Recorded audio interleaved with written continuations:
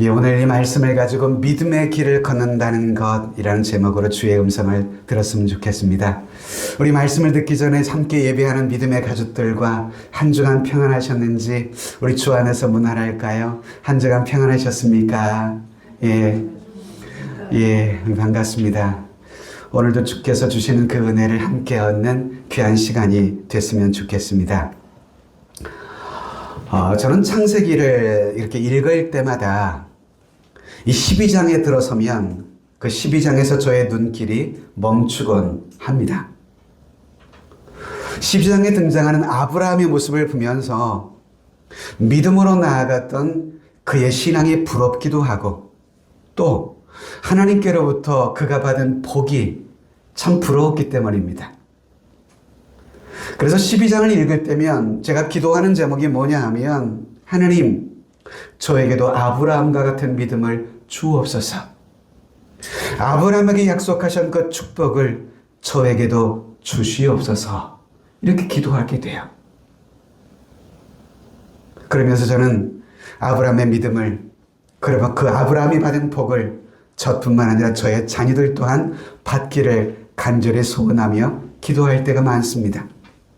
전 저의 이런 기도의 제목들이 저뿐만 아니라 오늘 이 자리에 예배하는 저와 여러분들의 모든 기도의 제목이 되었으면 좋겠다 싶습니다. 우리가 아브라함을 일컬어서 믿음의 조상이라 이렇게 부르잖아요. 여러분, 아브라함이 어떻게 이런 칭호를 받게 되었을까? 여러분, 아브라함은 창세기 오늘 읽은 12장에서 보시면 하나님이 떠나라 하실 때 갈 바를 알지 못하고 믿음으로 떠났다라고 했습니다. 그리고 또 창세기 22장에 가보시면 하나님께서 그의 아들 이삭을 번제로 바치려 할 때에 아무 소리 하지 않고 믿음으로 그 이삭을 정말 번제로 드리려고 했었습니다. 이런 이 아브라함의 믿음을 보시고 하나님은 참 기뻐하셨어요. 그리고 그에게 믿음의 조상이 되는 그런 축복을 하나님께서 그에게 허락하셨던 것이죠. 자, 오늘 본문 11장 8절을 보면 하나님께서는 갈대아 우르에 사는 아브라함을 부르십니다. 뭐라고 소명하시나요? 같이 한번 읽어볼까요? 시작.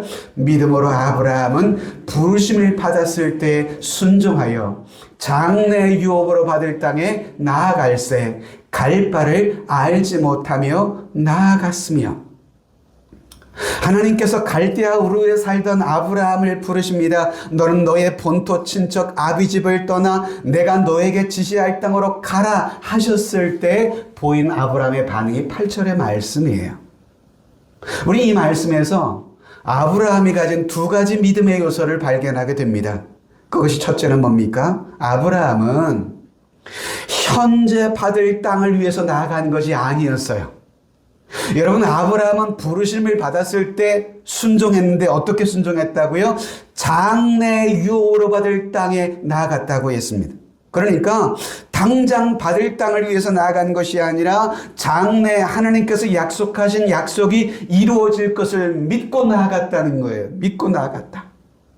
그리고 또 하나는 갈 바를 알지 못하고 나갔다는 거예요.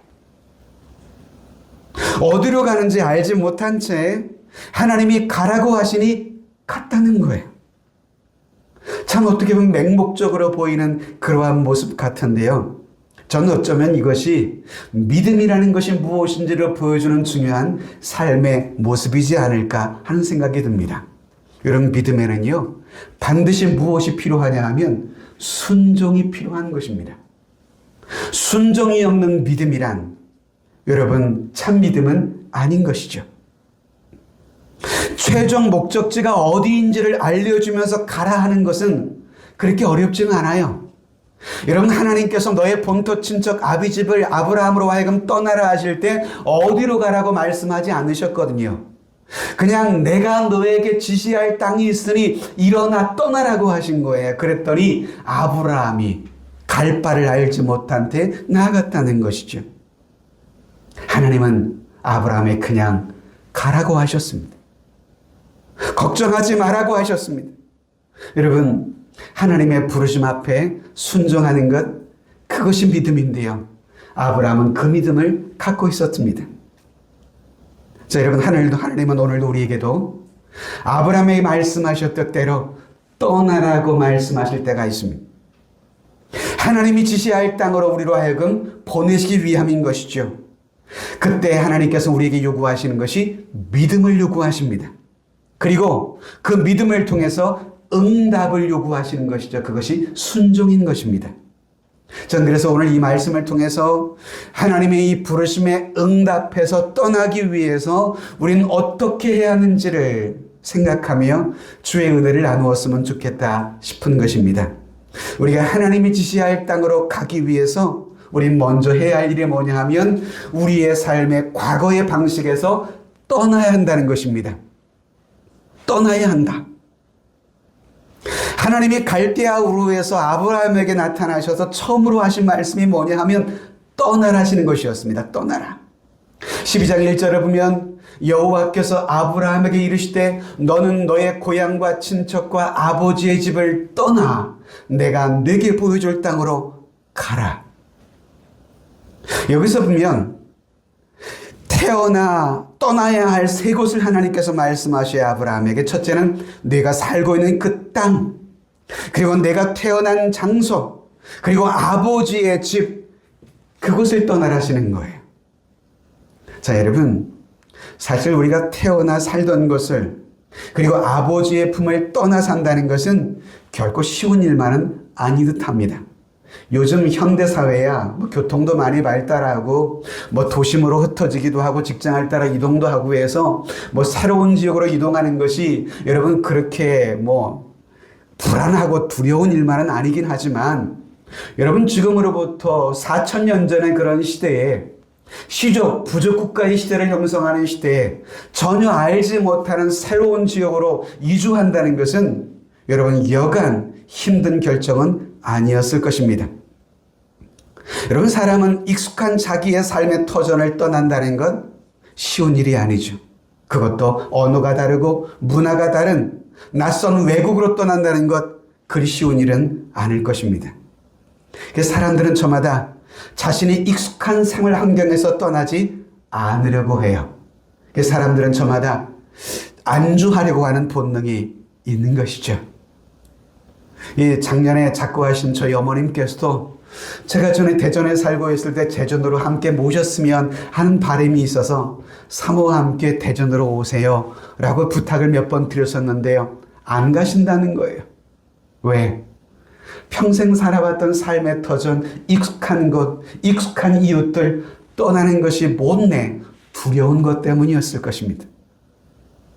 이것들 여러분 떠난다는 것은 힘든 것입니다. 그런데 아브라함은 하나님이 명령하셨기에 익숙한 곳이었지만 아버지의 품이었지만 떠나려 했던 것입니다. 그래서 그의 본토와 친척과 고향을 떠나 여러분 하나님이 약속하신 그 땅을 향해서 떠난 것이죠. 우린 여기서 아브라함의 떠남을 통해서 깨닫게 되는 것이 하나 있어요. 같이 해볼까요? 믿음 생활은 떠남으로부터 시작됩니다. 여러분 믿음 생활은요 익숙한 것으로부터 떠남으로부터 시작이 돼요. 내가 네게 지시할 땅으로 떠나라 하실 때 저와 여러분 모두가 아멘 하며 믿음으로 순종하여 떠나시는 여러분들 되었으면 좋겠습니다. 여러분 우리 교회가 좋은 교회가 되려고 한다면 우리 모두가 좋은 성도가 되려고 한다면 우리는 새로운 출발을 해야만 합니다. 이전에 우리가 가지고 있던 생활 방식, 이전에 가지고 있던 우리의 사고 방식으로부터 우린 떠나야만 하는 것이죠. 물론 이전의 생활 방식이 다 잘못되었기 때문에 떠나라는 것만은 아닙니다. 물론 이전의 생활 방식이 잘못되었다면 과감히 떠나야만 하겠죠. 그러나 여러분 우리 교회, 우리 성도가 더 나은 교회, 더 나은 성도가 되려고 한다면 하나님의 새로운 부르심 앞에서 우리는 새로운 마음, 새로운 결단을 해야만 합니다. 기억합시다. 떠나야만 은혜를 경험할 수 있어요. 근데 많은 성도들을 보면 과거의 옛 습관, 나의 옛 생활, 나의 옛 사람을 벗어버리지 못한 채 그저 새 사람의 옷만 입으려고 하는 사람들이 종종 있습니다. 하나님이 주시는 새로운 믿음의 길을 가려고 하기보다는 자신의 현재의 삶에 안주하면서 육신의 편안을 추구하려고 하는 사람들이 있습니다. 여러분, 그렇게 되면 내 영혼에는 부흥도, 회복도, 영적인 성장과 성숙도 기대하기가 어려운 것이죠. 결국 그러한 신앙생활을 하게 되면 개인이나 그 교회나 늘 제자리를 맴돌 수밖에 없는 것입니다. 신앙생활을 5년, 10년, 20년을 해도 늘 여러분 제자리를 맴도는 영적 안전뱅이가 될 수밖에 없다, 이 말씀입니다. 기억합시다, 여러분. 새 은혜를 받으려면, 새 은혜를 내 영혼 가운데 담으려면 새로운 믿음의 그릇을 우리는 준비해야만 합니다. 그것이 새로운 마음인 것이죠. 내 영혼에 새로운 그릇, 새로운 마음을 준비하지 않으면 주님이 주시는 새로운 은혜를 담기가 어렵습니다. 여러분, 새로운 그릇에 새 은혜를 여러분 담으면 어떻게 될까요? 그것은 새 은혜가 됩니다. 그런데 내가 가지고 있던 옛 그릇에 새 은혜를 담게 되면 어떻게 될까요? 받은 새 은혜는 쉽게 변질되기가 쉽습니다. 그래서 은혜를 받은 것이 변질되면 새 맛이 나지 않는 것이죠. 제 사모와 함께 생활하다 보면 아내가 식사를 준비할 때면 반찬을 늘 끼마다 새로운 그릇에 담아요. 그런 모습을 보면 저는 그 귀찮으니 이렇게 찬반 그릇에 담아놓고 추가해서 넣고 먹으면 쉽게 꺼낼 거를 매 끼 때마다 반찬을 새로 꺼내서 새로운 그릇에 담는 모습을 보면서 번거롭지 않겠냐라고 말할 때가 종종 있거든요. 자, 여러분, 새로 구입한 그릇도 물론 새로운 그릇이지만 사용하던 그릇이라 할지라도 새롭게 깨끗하게 닦아놓은 그릇도 또한 새 그릇이죠. 기존에 사용하던 반찬 그릇에 추가해서 반찬을 담게 되면 어떻게 될까요? 음식 맛이 이전 것과 섞이게 돼가지고요, 결국 맛이 변질되고 마는 것 아닐까요? 은혜의 원리도 동일한 것 같습니다. 그래서 주님도 마가복음 2장에 뭐라고 말씀하세요? 새 포도주를 낡은 가죽 부대에 넣는 자가 없나니 만일 그렇게 하면 새 포도주가 부대를 터뜨려 포도주와 부대를 버리게 되리라. 오직 새 포도주는 새 부대에 넣느니라 하시니라. 신앙생활에도요, 옛사람의 옷을 벗어버리지 않고 새 옷만 계속 껴입게 되면 결국 안에 있는 더러운 속옷 때문에 겉옷까지 오염될 수밖에 없는 것 아니겠습니까, 여러분? 나의 옛사람, 나의 옛 성품, 나의 옛 자아가 죽지 않는 한 우리의 새로운 삶은 시작되기는 어렵다는 것입니다. 그러므로 우리 교회가 더 좋은 교회, 더 좋은 성도로 성장해 가려고 한다면 옛 옷은 벗어버리고 주님이 입혀주신 새 옷을 계속해서 입어야 하는 것이죠. 이러기 위해서 여러분, 우리는 나의 옛 모습과 부단히 싸워야만 하는 것입니다. 사람들은요, 저마다 보면 내가 변하지 않아서 문제라고 이야기합니다. 내 주변의 환경이 변하지 않아서 문제라고 이야기합니다. 그런데 여러분 아세요? 진짜 문제는요, 나 자신이 먼저 변화되지 않는 것, 그것이 문제일 가능성이 더 큽니다. 하나님이 지시할 땅으로 가기 위해 세상의 많은 유혹과도 싸워야 하지만 나 자신의 내면의 싸움에서부터 승리해야만 하죠. 그러면 여러분 자신의 변화를 두려워하지 않으시기를 바랍니다. 두 번째는 여러분, 하나님이 지시할 땅으로 가기 위해서 우리는 약속의 말씀을 바라보아야만 하는 것입니다. 여러분, 아브라함이 하나님의 말씀을 듣고 그리고 그 말씀 따라 길을 떠났습니다. 근데 아브라함이 말씀을 따라 떠날 때 나이가 75세였거든요. 75세. 적지 않은 나이입니다. 그럼에도 불구하고 떠날 수 있었던 것은 하나님께서 아브라함에게 주셨던 약속이 있었기 때문이었어요. 그 말씀을 따라서. 본문에 보면 하나님은요, 두 차례에 걸쳐서 아브라함에게 나타나셔서 말씀하셨어요. 먼저 1절로부터 3절에 보면 첫 번째는 갈대아 우르에 아브라함이 있을 때 아브라함에게 나타나서 첫 번째로 말씀하셨고요.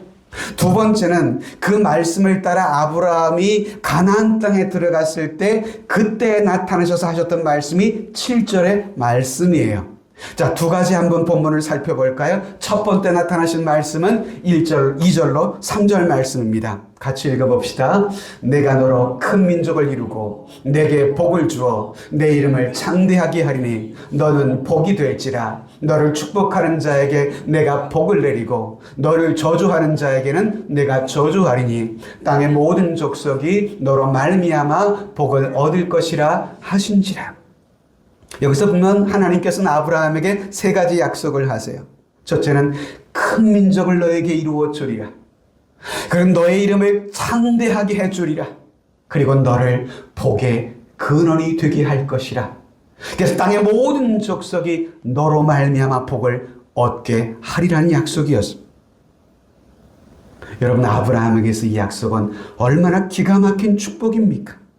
전 바라기는 이 약속이 저와 여러분들에게도 주어지는 약속이 되었으면 좋겠습니다. 왜일까요? 여러분, 하나님께서 아브라함에게 하신 그 약속은요, 아브라함만에게 주어진 약속이 아니라 아브라함과 그의 후손을 통해서 주어진 약속이거든요. 그리고 아브라함 개인뿐만 아니라 그의 후손을 통해서 오실 메시아와 연결된 축복이고 아브라함에게 후손들에게도 약속된 축복이기도 하거든요. 여러분, 이 아브라함의 후손을 통해서 오신 분이 누굽니까? 인류를 구원하시기 위해 이 땅에 오신 예수 그리스도 아닙니까? 누구든 아브라함의 후손으로 오신 예수 그리스도를 믿고 순종하면 구원을 얻는 놀라운 은혜를 얻게 되는 줄로 믿습니다. 또한 7절을 같이 읽어볼까요? 시작. 여호와께서 아브라함에게 나타나 이르시되 내가 이 땅을 내 자손에게 주리라 하신지라. 자기에게 나타나신 여호와께 그가 그곳에서 제단을 쌓고. 이 말씀은 아브라함이 하나님의 말씀을 따라 가나안 땅에 도착할 때 주신 말씀이에요. 하나님께서는 가나안에 도착한 그 아브라함에게 내가 이 땅을 내 자손에게 주리라 하셨습니다. 이 땅이 어떤 땅이에요? 바로 약속의 땅 가나안이죠. 젖과 끓이는 약속의 땅, 이 땅을 주신다는 거예요. 그런데 여러분, 하나님이 약속하신 이 땅을 바라보며 믿음으로 살아가는 사람들의 앞길에 두어 때로 장애물을 만나기도 하더라고요. 자, 여러분, 성경에 보면 아브라함이 이렇게 하나님의 약속을 붙들고 가나안에 도착했을 때 가나안에 와보니까요, 가나안에는 이미 그 땅에 살고 있는 가나안 주민들이 존재해 있었어요. 하나님이 주신다고 왔더니 이미 가나안의 원주민들이 살고 있는 땅이었어요. 뿐만 아닙니까 여러분? 이후에 보면 아브라함이 가나안 땅에 들어와 살 때 약속하신 젖과 끓이는 가나안 땅인데도 불구하고 그 땅에 기근이 있었어요. 약속하신 땅인데 기근이 와요. 여러분, 이처럼 주의 약속을 붙잡고 믿음으로 살아가는 우리들에게도 때로 우리 앞길에 장애물과 장벽을 만날 때도 있더라, 이 말입니다. 근데 여러분, 그럴지라도요, 믿음의 사람들은 주저앉거나 물러서면 아니 되는 것입니다. 우리는 환경의 장애물들을 두려워하지 말고 믿음으로 도전하며 나가야만 합니다. 아브라함은 그에게 주어진 어려운 환경 앞에서도 하나님께서 그에게 약속하신 말씀을 붙들었어요. 전 저와 여러분들 또한 이 땅을 믿음으로 살아갈 때에 믿음으로 살아가는 우리들의 삶에 만나는 앞길의 장애물들 앞에서 두려워하지 않고 주저앉지 않으며 믿음으로 이겨낼 수 있는 저와 여러분들이 되었으면 좋겠습니다. 여러분, 스가랴 선지자는 성전 건축의 사역을 감당하는 데 있어서 수많은 장애물들을 만날 때 하나님이 주신 비전이 있었어요. 그래서 그는 이렇게 외쳤습니다. 큰 산아, 내가 무엇이냐? 내가 수르바벨 앞에서 평지가 되리라. 큰 산이라는 것은 성전 건축을 함에 있어 만나는 수많은 장애물들을 가리키는 말이었습니다. 수많은 장애물들이 하나님의 성전, 하나님의 일을 하는 데 있어서 방해물처럼 주저앉았거든요. 그런 모든 장애물들이 이 일을 앞서 행하는 수르바벨 앞에서 태산 같은 문제를 할지라도 평지가 될지어다 라고 선언하며 믿음으로 도전했던 사역자, 그가 스가랴였습니다. 전 여러분, 신앙생활은 마치 마라톤 경기와 유사하다고 생각합니다. 마라톤 하다 보면 힘들고요, 목이 마르고요, 숨은 턱끝까지 차고요, 지쳐 포기하고 싶고 뒤돌아 싶을 때가 많죠. 신앙생활도 마찬가지 아니에요?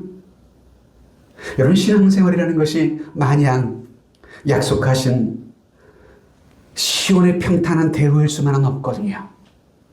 신앙생활도 때로 힘들고 목마르고 뒤돌아서고 싶을 때도 있어요. 그럴 때일지라도 우린 믿음의 경주를 포기할 수는 없습니다. 그때 하나님께서 우리에게 주신 약속의 말씀을 믿고 붙잡아야 해요. 내 속에 있는 과거의 옛사람을 몰아내고 믿음의 새 사람을 힘입어야 하는 것이에요. 그렇게 믿음의 선한 싸움을 싸우며 전진할 때에 나를 향한 하나님의 그 약속이 내 삶에 이루어지는 것을 보게 될 것입니다. 자, 여러분, 하나님의 약속의 말씀은 일정일획도 틀림이 없습니다. 하나님은 약속하신 것을 반드시 이루시는 신실하신 하나님이신 줄로 믿습니다. 아브라함이 하나님의 말씀을 믿고 붙잡으며 나아갈 때에 그가 약속하신 가나안 땅에 이르렀듯이 오늘 우리 또한 예수를 주로 영접하며 그분을 믿고 순종하며 나아가기만 하면 우리 또한 영적 가나안, 바로 천국에 반드시 이르게 될 것입니다. 그 약속을 분명히 믿고 사는 사람은요, 결코 흔들리지 않아요. 믿음의 심지가 굳게 서게 되는 것입니다. 전 목회하면서 보면 가끔 신앙생활을 순리하듯이 하는 분들을 가끔씩 만났어요. 성당에도 가보다가 신통치 않으면 절에도 가봤다가 그것도 신통치 않으니까 이젠 교회에도 와보기도 하고 어디에도 발을 붙이지 못한 채 정처 없이 떠도는 사람들이 있어요. 이런 사람들은 약속의 말씀을 붙잡지 못하기 때문이에요. 이런 사람들은 하나님이 약속하신 가나안 땅에 들어갈 수가 없고요, 구원에 이를 수가 없는 거예요. 여러분, 사도행전 4장 12절을 같이 한번 읽어볼까요? 시작. 다른 이로서는 구원을 받을 수 없나니 천하 사람 중에 구원을 받을 만한 다른 이름을 우리에게 주신 일이 없음이라 하였더라. 여러분, 성경은 분명히 우리의 구원을 위해서 보내신 분 예수 그리스도를 믿는 믿음만이 우리를 구원하신다는 것을 분명히 증거하고 있어요. 그러므로 이 성도는 이 약속의 말씀을 분명히 믿고 예수 그리스도만 믿고 그만 의지하며 살아야만 하는 것이죠. 묻습니다, 여러분. 오늘 내가 가고 있는 신앙의 길은 어떤 길인가요? 여러분들이 가는 믿음의 길은 하나님의 약속을 받은 그 길인가요? 약속하신 말씀을 바라보고 가는 믿음의 길인가요? 내가 걷는 믿음의 길의 근거를 우리는 성경을 통해 말씀을 근거해야만 하는 것입니다. 자칫 내가 걷는 그 길이 하나님의 길이 아닌 내 종교적 어떤 신념을 따라가는 길이라면 여러분, 그것은 그릇된 길일 가능성도 있거든요. 저와 여러분들의 믿음의 근거는 무엇이 되어야 할까요? 오직 하나님이 주신 약속의 말씀이어야 할 줄로 믿습니다. 그래서 성도는요, 늘 말씀을 가까이 하며 살아야 돼요.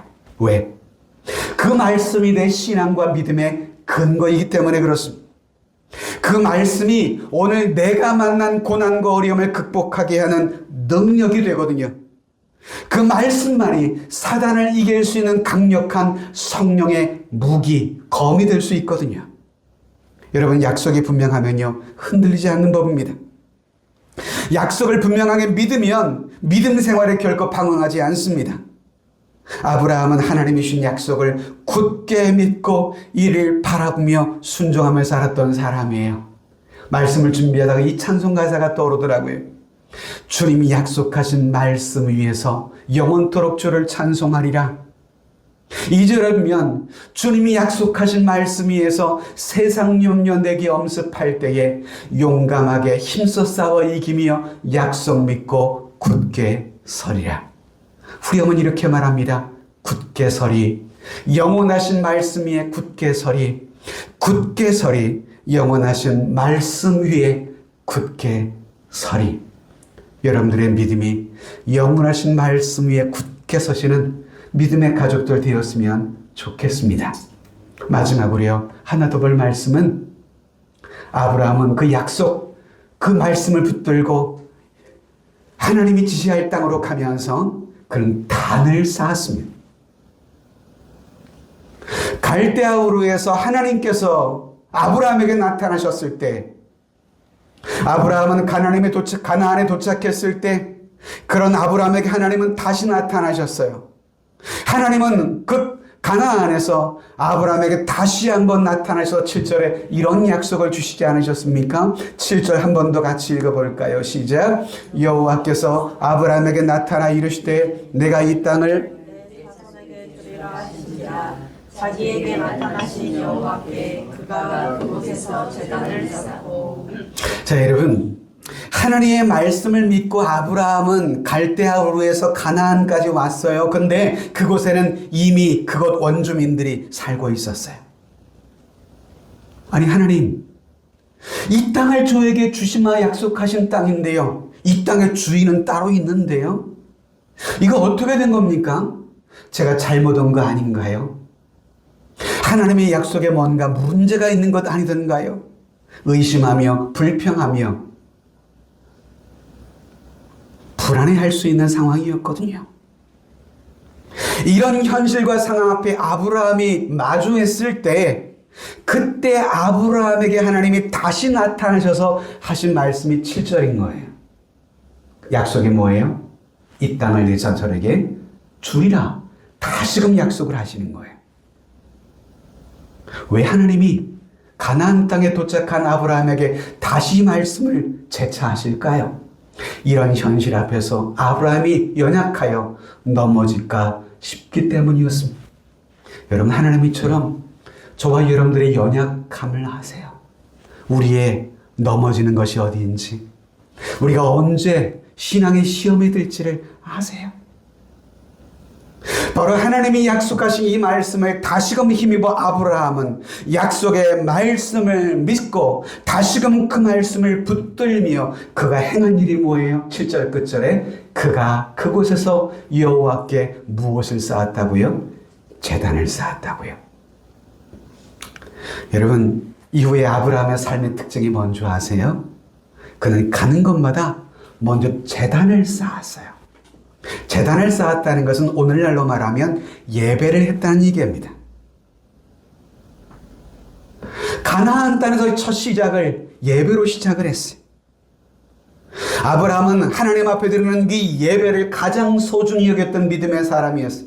그래서 이후에 마므레에 가서도 예배를 먼저 드렸고, 그리고 모리아 산에서도 먼저 하나님 앞에 제단을 쌓았습니다. 이런 아브라함의 신앙은 그의 아들 이삭과 손자 야곱에게도 이어집니다. 그래서 하나님 앞에 제단을 쌓는 가문의 영적 전통이 계승이 되었던 것이죠.